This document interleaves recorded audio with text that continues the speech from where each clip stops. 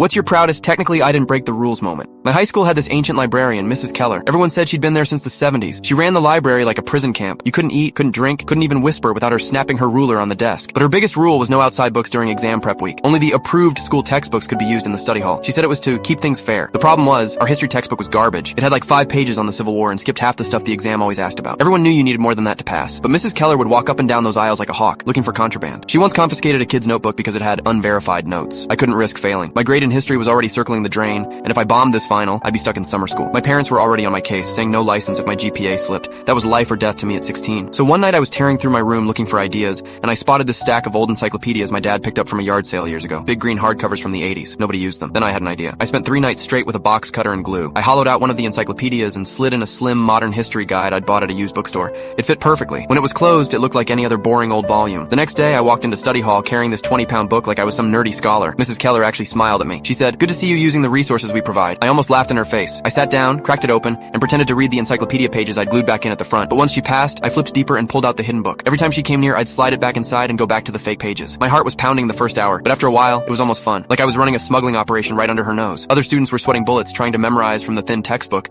and I had charts, summaries, even practice questions in my hidden guide. At one point, a friend whispered, "How the hell do you know all this?" I just shrugged and said, "Guess it sticks." The final exam came, and I was ready. Dates, battles, treaties, I nailed all of it. When the scores came back, I had the highest grade in the class. Mrs. Keller actually praised me in front of everyone. She said, "That's what happens when a student takes advantage of the library." I thought I was going to choke from holding back laughter. Word eventually got around about my trick because someone saw me switching books. A couple kids complained, said it was unfair, but when the principal called me in, I just showed him the encyclopedia. It was a school-approved resource. No outside books. Nothing in the rules said I couldn't put something inside it. He stared at me for a long time, then sighed and said, "Don't do it again." But the grade stood. Next semester, Mrs. Keller added a new rule in big, bold letters on the bulletin board. No outside or altered materials permitted in study hall. But by then, it didn't matter. I'd already passed. And when she read my name out on the honor roll assembly, I walked across that stage with the biggest grin of my life. And the whole time I was thinking, "You didn't beat me, Mrs. Keller."